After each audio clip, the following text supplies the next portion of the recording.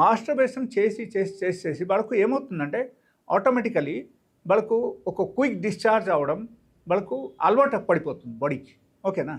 So ఎప్పుడైనా సరే ఆ అలవాటు పడిపోయింది అనుకో, అప్పుడు 100% బాడీ ఈవెన్ మ్యారేజ్ అయిన తర్వాత కూడా ఎప్పుడైనా రియల్గా మీరు ఇంటర్కోర్సులు మీరు పాల్గొంటే అప్పుడు 100% మీకు ఫాస్ట్ డిశ్చార్జ్ అవ్వడం మొదలుపెడతాయి.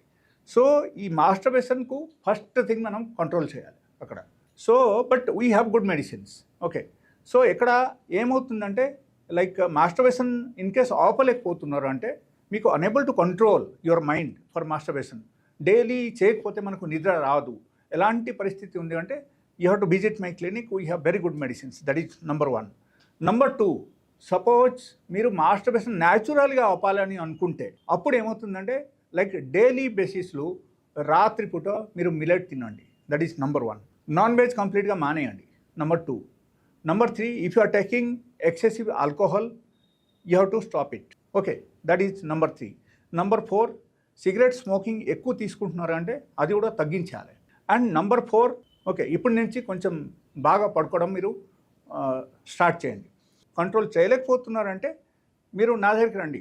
సో నా దగ్గరికి వచ్చేసరికి ఏమవుతుందంటే I will tell you what is the procedure how to control it. So ఈ విధానం కనీసం మీరు చేయొచ్చు. ఓకే.